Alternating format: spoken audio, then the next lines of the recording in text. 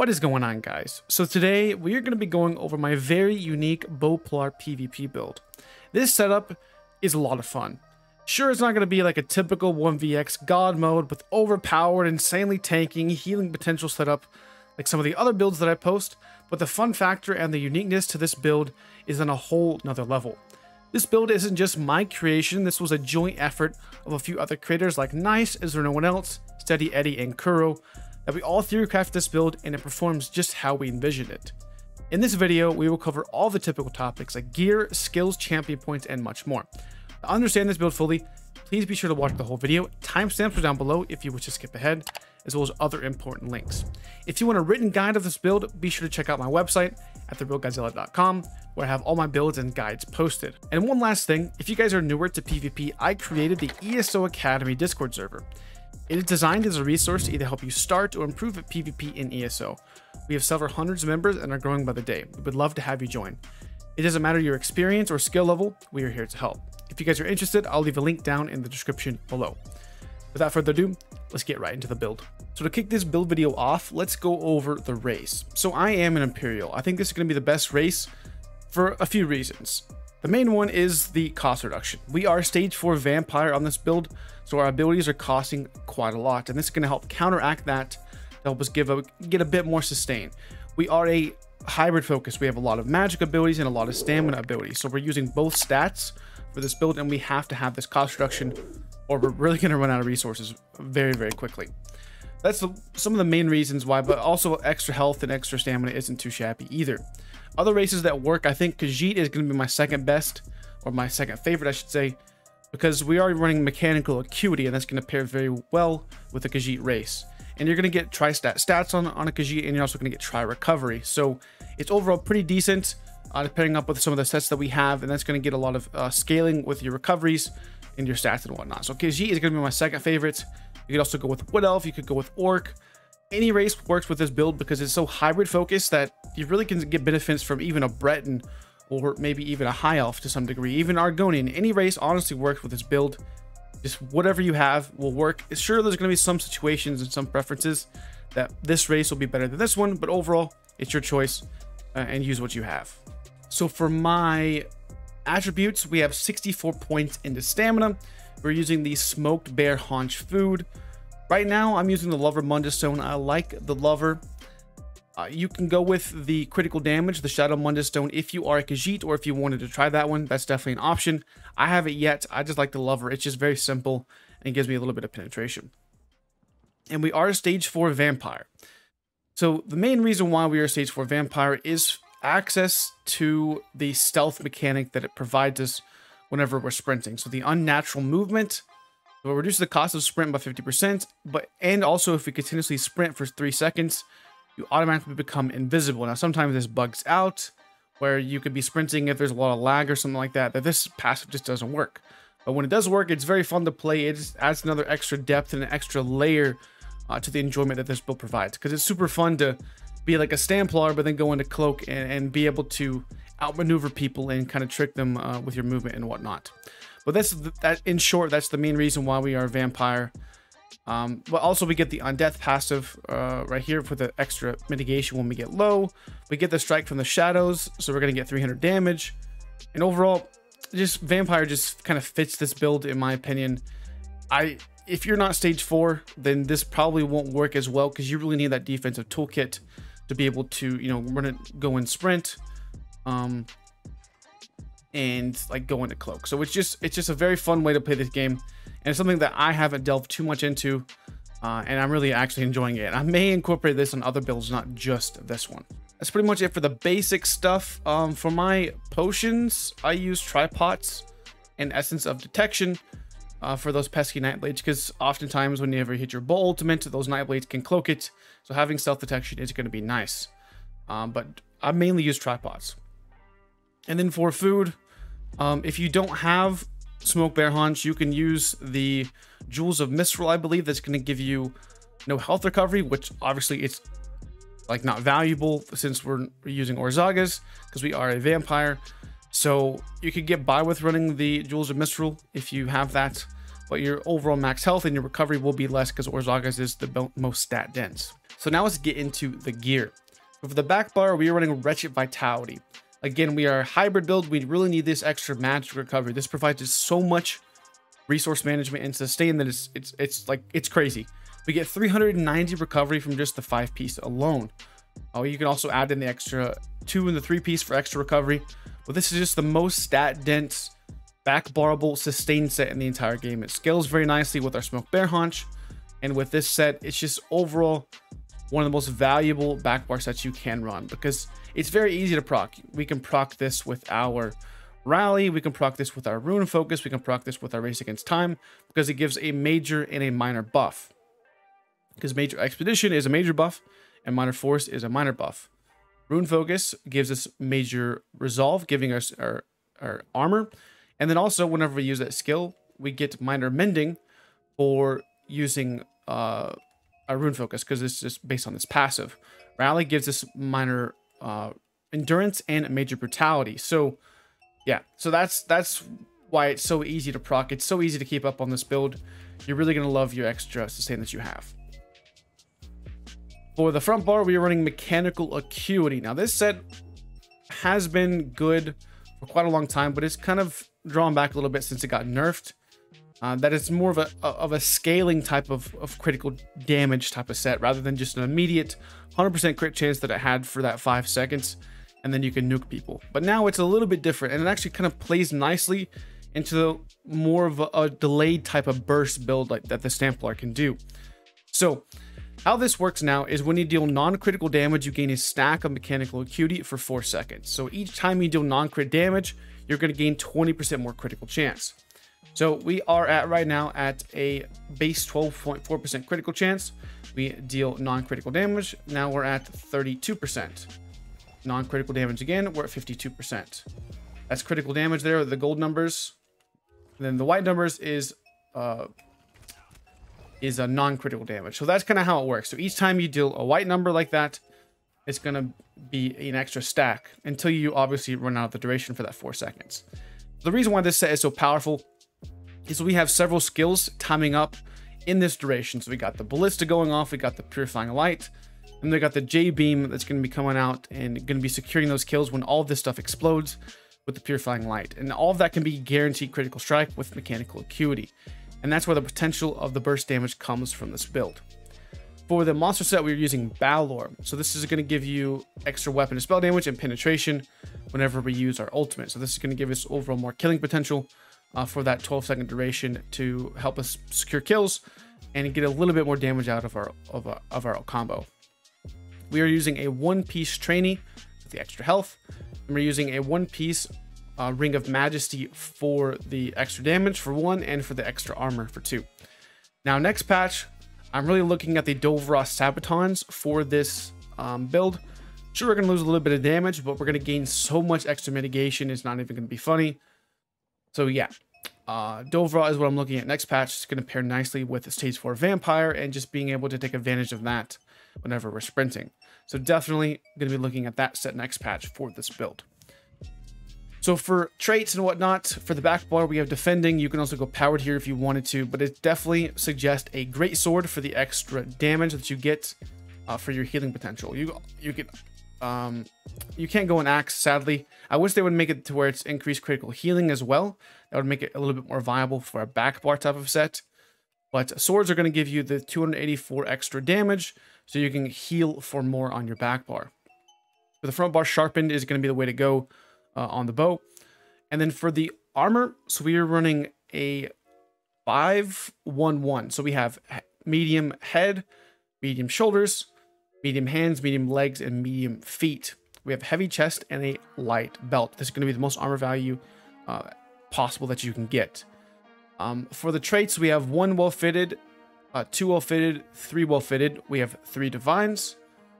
And then we have 1 heavy reinforced chest for the most armor value again. For the enchants, we have all tri-stat glyphs. This is going to be the best in slot to get the most stat density. Again, we are hybrid build and we're focusing on both of our stats to some degree, so we definitely want to have that bit of extra magicka and health that the tri-stat provides. For the jewelry, we have 1 infused and 2 bloodthirsty, all spell damage. Now this bloodthirsty is insane. Now, sure, if you want to go all 3 infused spell damage, that's perfectly fine. But I like the damage that we get whenever they're getting low health. And they're going to get low health constantly. So you can hit 10, 12, 13k ticks of Radiant on people whenever they get low. And you can really secure a kill, especially since people like to roll dodge all the time whenever they're getting low. It's just a basic instinct, and that Radiant catches them through roll dodge. So it's just insane. It's going to be very, very disgusting with our Radiant that also isn't obvious execute, plus the extra bloodthirsty that we're getting from our jewelry trades. So this is why we're running this type of setup right now. So alternative setups. Wretched Vitality, I think, is going to be a must-have for your overall survivability and sustain. If you think you can get by with it, try Rallying Cry. That's going to be a decent set. Let's run on your back bar. You could even go with Clever Alchemist if you wanted to.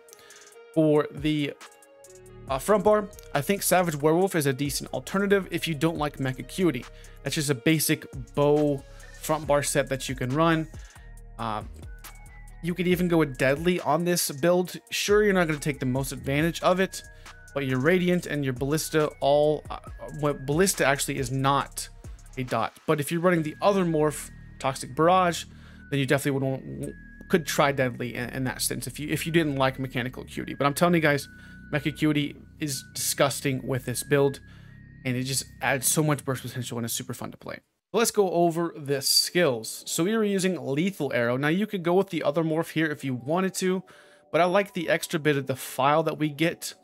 It just feels a little bit better, especially since we're solo, and this helps us with killing potential and making it to where people can't heal as much. But if you wanted the extra minor breach, you can go with the other morph of this. Radiant Impression, it's a basic thing you use on Templars. It's really fun to play on a ranged Plar. It's a lot of fun to use Radiant. It secures kills, it catches through roll dodge, and people just melt with this thing. It's just super fun to use. Purifying Light, you could go with Power of the Light, the stamina morph, but since we're using spell damage glyphs, we're going to get overall more value from Purifying Light because it scales with spell damage. This is why we're using this strictly, and this is why you need so much extra magic sustain. We got Radiant, we got Purifying Light, and we have Aurora Javelin, which costs quite a bit of magic for the CC. So Aurora Javelin, what makes this build so powerful is the fact that so many people will just turtle up and just block the Ballista. The Javelin, what it does is they can't block it, so it also ignores the resistances as well. So you can secure a 2 to 3 ticks of your Ballista if you can land that Javelin and they have the CC break. It can cause a Rude Awakening for their stamina and can cause a stam check on them if they just block too much and they can't CC break the stun from Javelin then. So it just adds a lot of potential to people that just like to block instead of like roll dodge, because that's the only thing you can do to survive this build is just spam roll dodge for that 5 seconds that Ballista is going off. Now for our delayed burst, we have Crushing Weapon. This gives us the major breach. And it's just overall, it's not a crazy skill, but it's okay. It does the job. It pairs very, very nicely with Lethal Arrow. And we're going to go into the combo here in a little bit. And let me kind of explain that. For the back bar, we're using Race Against Time. This is going to give you extra critical damage, which we would like to have with our Mecha Acuity, but also it gives us the movement speed and the snare immunity. This is what the real value from this skill provides us. Helps us with getting into stage 4 Vampire a little bit easier. I mean, we can move fast and then go into a stealth pretty much immediately as soon as this ends, so we can definitely get into stage 4 a little bit faster and kind of break away from other people when we need to play a little bit defensive. Resolving Vigor, a no-brainer here for our heal. Honor the Dead. Now, the potential that the hybridization of skills and abilities made for stamina builds being able to utilize Magicka burst heals has been insane. This build is very squishy, but when you add Honor the Dead on top of that with Rally, we have so much healing potential and burst healing that it's very hard to kill us whenever we're playing defensive, because all of our heals are on our back bar, and we have stage 4 Vampire, and we could just sprint and press Honor the Dead, and then get us back up to a little bit more health, keep sprinting, and eventually we'll get into our stage 4 Vampire where we can go into Cloak and can break some distance and kind of regroup and pick our target. So Honor the Dead just adds so much value. It gives you the burst heal, but also gives you the Magicka return, which is another bonus to this build. We have so much magic recovery as is, and this adds even on top of that whenever we are getting lower health. Restoring Focus. This is nice for a few reasons. So obviously it gives us an armor buff and also the healing inside whenever we're in the rune, which is good. But the unseen value of this is not actually stamina recovery. It is different. It actually just gives you 242 stamina every second over the duration. So what this means is I can hit my rune focus, start sprinting, and I actually gain stamina. I'm gaining stamina while sprinting. This is the value of stage 4 Vampire and Templar. But not only that, I can go into Cloak and into Stealth and gain stamina in Cloak form. You know, just walking around invisible. So this is the value that this skill provides us, is you could be at like a 1000 stamina and you can still sprint on this build. This is why this is so powerful on the Templars, because we're not losing any stamina right now. We're just gaining stamina back over the duration while our rune focus is up. Now, obviously, once it goes down, it's going to stop giving you that extra recovery.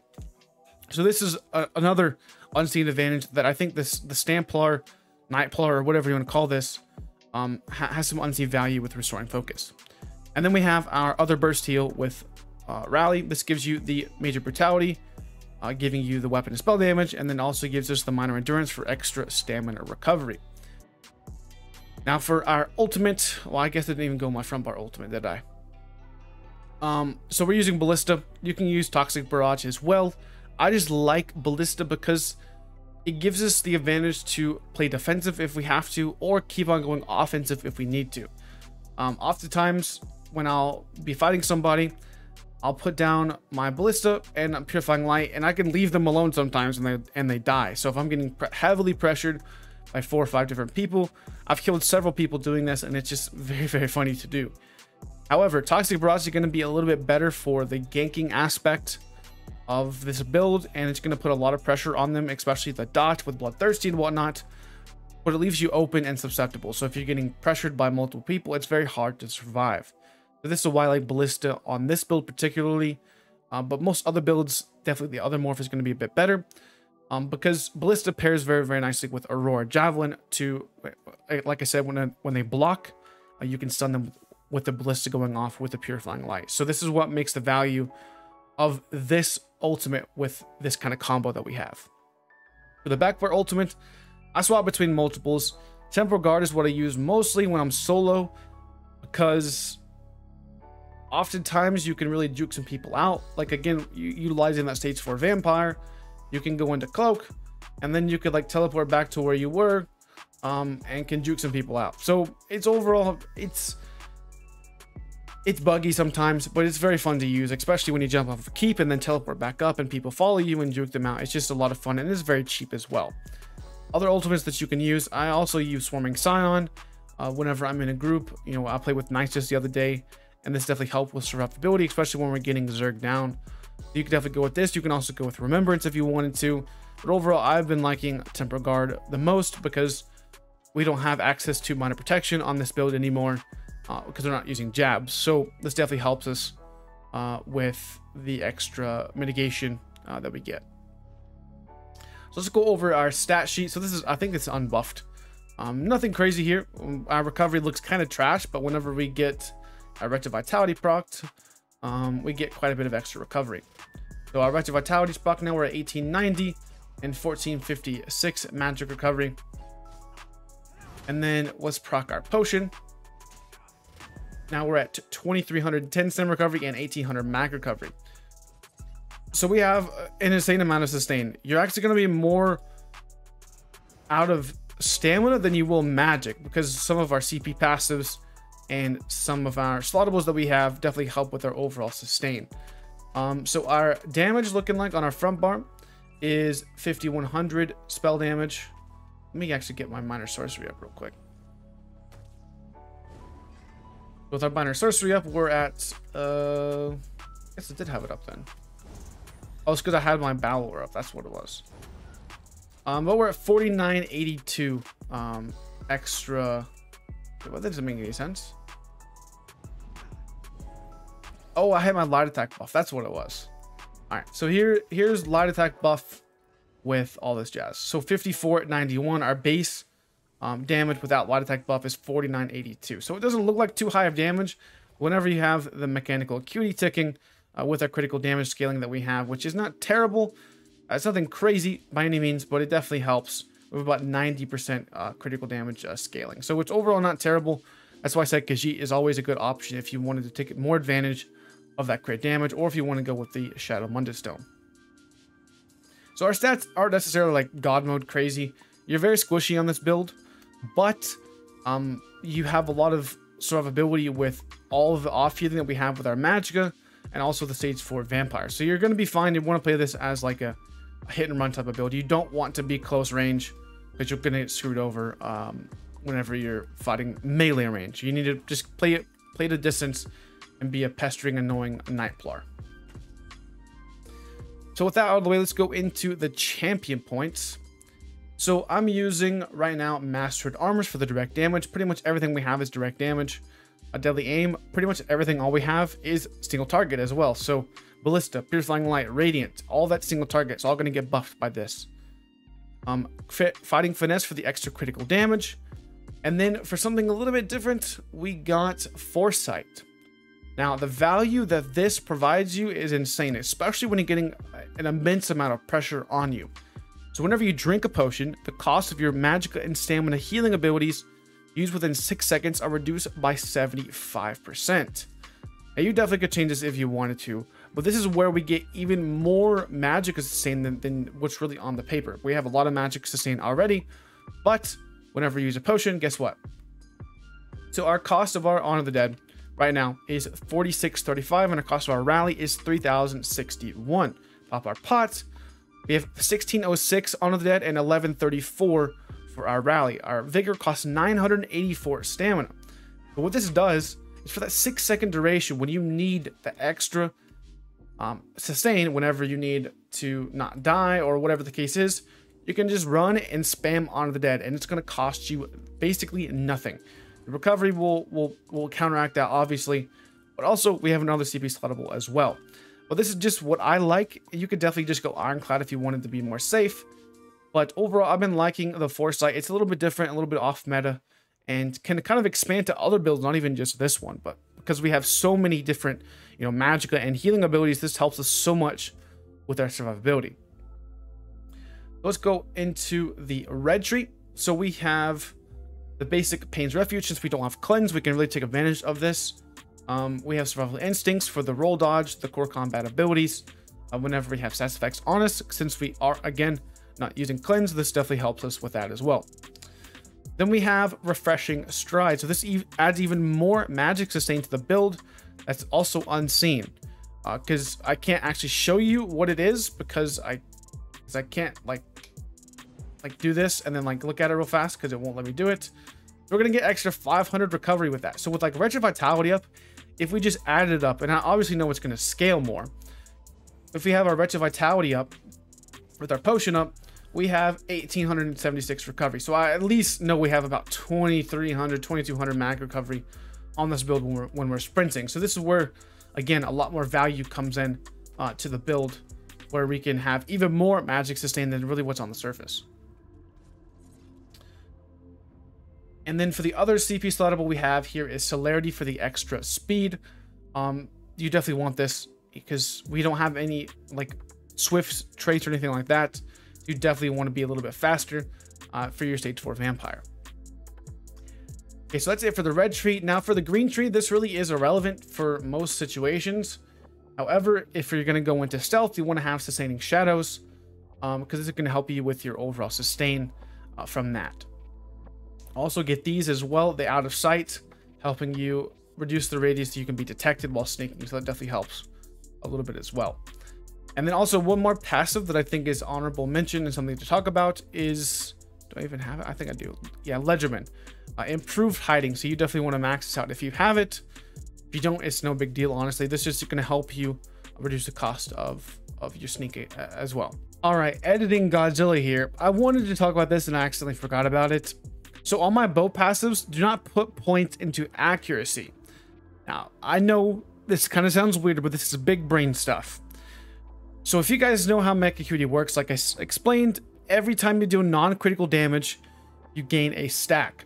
So how that works, I think this is one of the most important things you can see. So with this passive, I think we're like 18.4% crit chance.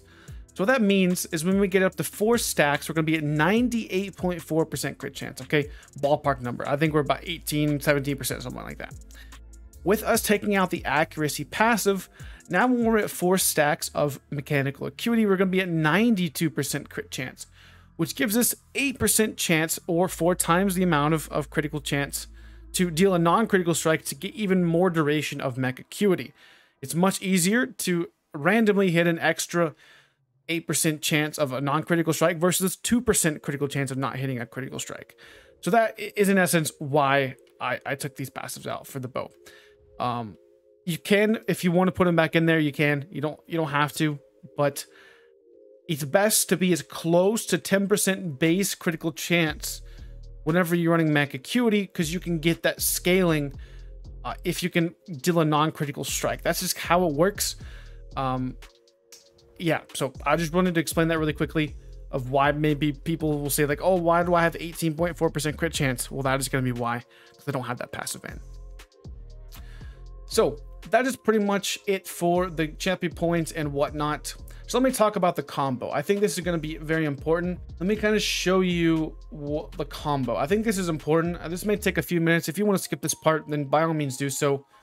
But I think this is important for people to understand the build, because this is a little bit different than your typical Templar build. Sorry, because we're not using jabs, okay? So the basic combo is going to be Purifying Light, Snipe, Light Attack, Crushing Weapon. That's going to be the basic ass combo. That's just the simplest terms that could describe it. So it's going to be Purifying Light, Snipe, Light Attack, Crushing Weapon. That is the basic combo, okay? So that will give you the burst from Purifying Light. It'll give you the burst with Snipe and Crushing Weapon hitting pretty much at the same time. It's very, very close to one another. Now, if you want to CC, your basic combo is going to be Purifying Light, Snipe, Light Attack, Javelin. It's going to be your basic combo, because you're going to have to stun them, so you have to take out the Crushing Weapon. Now, if you have your ultimate up, you're going to go Purifying Light, your Ballista, your Light Attack, Snipe into Crushing Weapon if they are CC immune. If they're not CC immune, you're going to want to do Purifying Light, Ballista, Snipe, and then do that Javelin again. And then you could do a Light Attack, Crushing Weapon afterwards if they didn't like roll dodge or CC break fast enough, or whatever the case is. But that's the basic combo. It's always hitting that Purifying Light, Snipe, Light Attack or Crushing Weapon, or Light Attack Javelin, and then you can go into a sneaky little Light Attack Crushing Weapon if you did the Javelin. So that's just the basic combos of this build.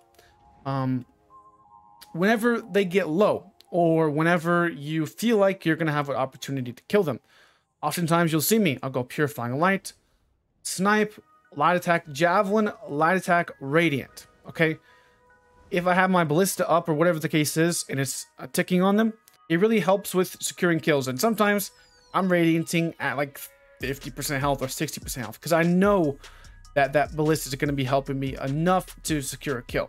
And that's just the basics of this build in a nutshell, and the combos. So again, Purifying Light, Ballista, Snipe, and then Light Attack Javelin, Light Attack Radiant. That is a basic combo for killing most people in the game. Now, the only way that they can get out of that is to dodge roll. And that's where you have to understand, you know, yeah, you're not going to be able to kill them in that situation, but you can really pressure them as soon as that Ballista ends. And then they're going to be just like regular, like going to be healing or whatnot, right? So then you could javelin them, and then that Purifying Light could explode, and you could deal some massive burst damage in that duration.